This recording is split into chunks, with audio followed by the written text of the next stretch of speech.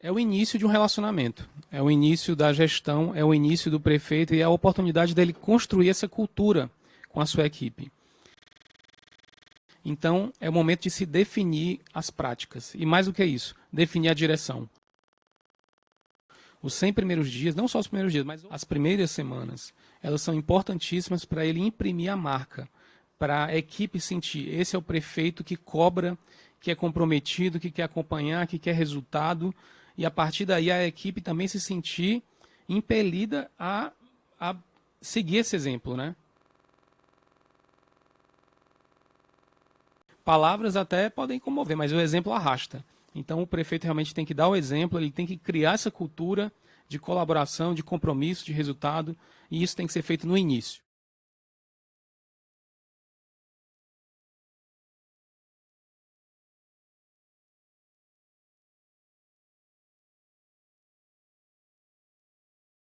O que fazer antes de assumir, né? Então, obviamente, o primeiro passo é montar uma equipe, né? Então é muito comum quando você termina esse período de eleição, aquelas pessoas que te acompanharam durante esse período, elas querem e esperam, né, têm uma expectativa de acompanhar na gestão. Mas nem todos que são ótimas pessoas para a eleição serão ótimas pessoas para a gestão. Então, isso é importante fazer essa separação para montar uma equipe mais capaz de desenvolver o trabalho. Outra coisa importante é documentar o máximo possível durante a transição. Então, vocês estão num processo agora, já deve ter iniciado, alguns municípios formalizaram isso, então, isso deve ter uma documentação e um estudo profundo de toda a documentação que está sendo apresentada pela gestão atual. Outra coisa interessante, tudo isso aqui a gente está falando antes de assumir, tá? Estudar os planos do candidato, e identificar o propósito em comum com a equipe. E aí o que estudar? Vou colocar aqui alguns pontos, tá? Tem vários, mas assim, a lei orgânica do município, o orçamento desse ano e do ano que vem, 2021, os convênios do município, equipamentos públicos, né? Quando eu falo aqui de equipamentos, estou me referindo a prédios, a estruturas, né? CRAs, escolas, quantos tem, quais as estruturas, que serviços eles possuem. Então, tudo isso. Quadro de pessoal, então isso vai ser importante para você poder dimensionar e ver se ele está numa quantidade razoável. E principalmente, o plano de governo, as diretrizes e os princípios que o candidato apresentou durante a campanha. Nessa eleição a gente viu uma coisa diferenciada. Nós vimos várias discussões vindo à tona sobre a eficiência, perdão, a efetividade do gestor em cumprir o plano de governo da eleição passada.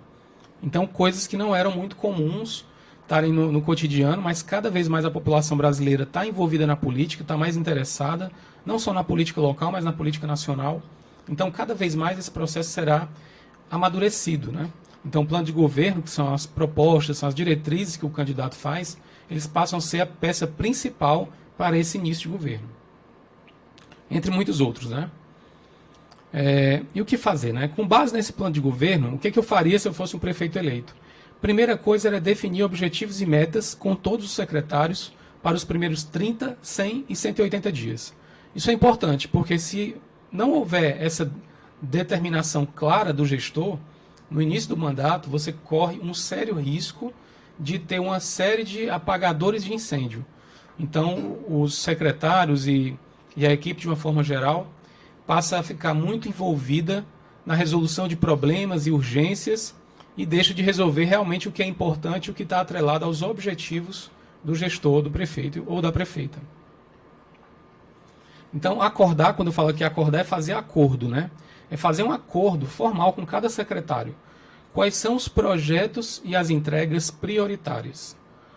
Então, você tem que chegar e dizer para o seu secretário, os seus coordenadores, olha, eu quero que essa escola, que hoje está parada, ela volte a funcionar até tal dia. Então, eles têm que se organizar para fazer aquilo naquele espaço de tempo. Isso é importante para dar o senso de urgência para a equipe ela se comprometer ainda mais nessas entregas. relacionar as ações e projetos prioritários. E para quando? Ou seja, é você ter uma lista. Isso aqui, existem vários softwares, alguns gratuitos. Quem tiver dúvida pode me mandar e-mail no final, posso ajudar. Mas aqui eu estou falando do básico. Faça pelo menos uma lista no Excel com as seguintes colunas. Qual é o projeto, quem é o responsável, o que é que ele tem que entregar, para quando e a fonte de origem do recurso. Isso é importantíssimo para você manter um controle e isso será necessário para o nosso próximo ponto.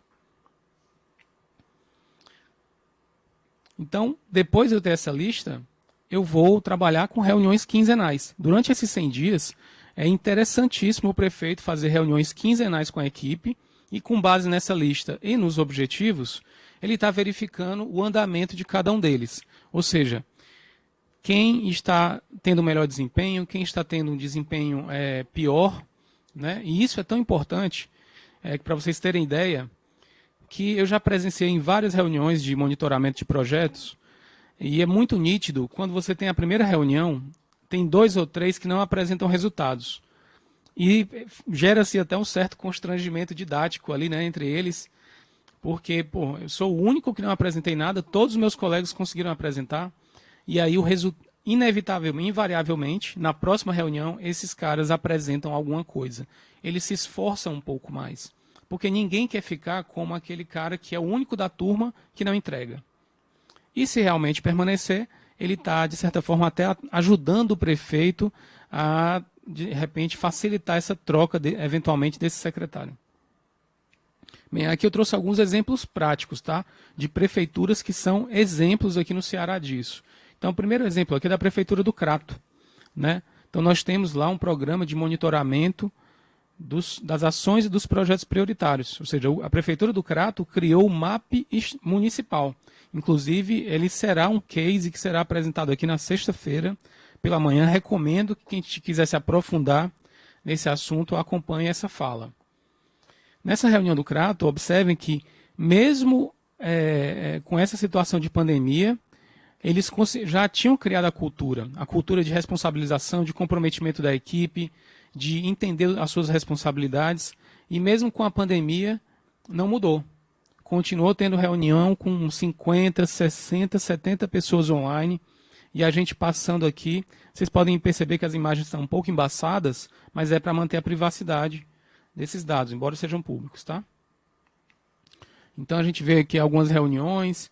Então, aqui, essa reunião aqui, por exemplo, teria facilmente aqui umas 70 pessoas, todas discutindo aqui a importância dos projetos, o que podem ser feitos, quais projetos, na ocasião, teriam que ser suspensos por conta da pandemia, e a gente oferecer uma resposta rápida à sociedade para aqueles projetos não ficarem prejudicados.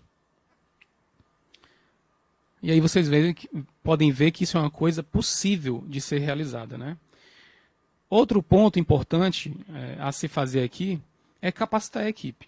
Não adianta você colocar desafios, ter uma visão clara, definir esses objetivos e não capacitar a equipe para esse tipo de missão. Então a gente precisa capacitar a equipe e vou além, incentivar o surgimento de multiplicadores. Um erro muito comum que os prefeitos fazem, às vezes, é mandar indiscriminadamente várias pessoas para treinamentos. Você tem que mandar aquelas pessoas, na minha opinião, claro, as pessoas que estão comprometidas em multiplicar aquele conhecimento. Porque no momento que ela se compromete a multiplicar o conhecimento que ela vai obter num treinamento externo, às vezes até um treinamento caro que você manda para Brasília, ou manda para São Paulo, ou mesmo aqui para Fortaleza, é um incentivo, é um investimento que o município está fazendo naquele servidor. Então, o mínimo que pode ser feito em termos de contrapartida é ele multiplicar para a sua equipe. Então, isso cria um outro princípio importante nessa cultura que está se formando, que é o princípio do compartilhamento, do senso de equipe, da colaboração. E aí um exemplo que eu dou disso é a Prefeitura de Sobral. Também tive a honra de tê-los como clientes. A gente fez um trabalho lá muito interessante com a equipe de gestão de projetos, fizemos um treinamento. E Sobral é tão organizado em relação a isso que eles têm um sistema próprio para gerenciar as demandas de treinamento. Então, lá no município, eles têm uma tecnologia de classificar os interessados por tema e a partir daí eles matriculam aqueles interessados que manifestaram interesse nos cursos. Ou seja, é uma maneira até de garantir o engajamento daquele participante no curso. Aqui você pode ver, aqui com gestão visual, né? Enfim, todo tipo de treinamento sendo realizado. E aqui, finalmente, e não menos importante, é a comunicação, né? A Mônica está aqui do meu lado e falou um pouco da importância da comunicação. E nesse quesito, a gestão pública, às vezes, deixa muito a desejar. Então, não há uma rotina de documentação das ações e dos projetos. E não foi uma nem duas vezes que eu fui surpreendido aqui, às vezes, com a demanda de, olha, eu preciso preparar um relatório de gestão de tudo que eu fiz esse ano. E quando a gente vai iniciar o trabalho, não tem absolutamente nada, não tem fotos, não tem registro, não se sabe quantas pessoas foram beneficiadas, só sabe que foi feito. Então é importante você ir documentando antes, durante e depois. Vai documentando tudo isso. Hoje tem plataformas gratuitas. Vou dar um exemplo aqui, uma dica de uma plataforma maravilhosa, que é o Google Fotos. Você pode colocar de forma infinita a quantidade de fotos lá. E ele ainda tem agrupamento por inteligência artificial. Então, depois de você ter 20 mil fotos, você pode dizer, eu quero a foto do prefeito, ele vai filtrar todas que têm a foto do prefeito. É impressionante. Recomendo conhecerem. E principalmente, né, com base nessa rotina de documentação, a gente tem a possibilidade de apresentar à sociedade resultados concretos, né? Ou seja, isso com frequência, isso pode ser feito em redes sociais, uma vez por ano, uma vez a cada trimestre, uma vez a cada 6 meses, né? Vou dar até um exemplo do próprio Crato e Sobral. Eles preparam, ambos os municípios preparam relatórios de gestão para apresentar à Câmara Municipal, como se fosse um anexo à mensagem que vai à Câmara. E aí um case interessante, para não parecer que é só município grande que consegue ser referência, estou trazendo aqui o município de Oroz, que é um outro exemplo bem sucedido de comunicação, de como isso pode ser desenvolvido. Aqui você pode ver, e quando eu falo em comunicação, eu estou falando tanto presencial quanto virtual. Inclusive, Oroz também vai estar com a gente no painel da quarta-feira de comunicação efetiva. O prefeito vai estar aqui com com um grupo de jornalistas, tratando exatamente desse tema. Como a gestão pública pode tornar mais efetiva a sua comunicação. Imperdível aí para os prefeitos e para os assessores de imprensa do município. Bem, caminhando aqui para o final, para a gente tentar manter a pontualidade.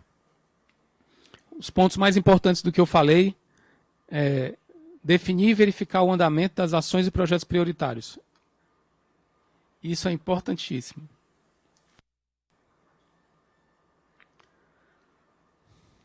Capacitar a equipe, inclusive com multiplicadores. Como eu falei, né? Os multiplicadores, eles permitem que essa mensagem, que esse conhecimento, ele se dissemine por toda a organização. E você cria uma cultura realmente de colaboração com a equipe. Documentar as ações, conquista e enviar à imprensa. Apresentar os resultados à sociedade. Eu diria que esses são os pontos, assim, se eu fosse resumir tudo que eu falei aqui nos 4 pontos mais importantes, seriam esses 4 para a gente tratar nesses 100 primeiros dias. Obviamente, tem muito mais coisa a fazer. Como a própria Mônica disse, eu já tenho feito um trabalho em relação a isso, estou à disposição. Vou deixar aqui os meus contatos para quem quiser entrar em contato e tirar alguma dúvida sobre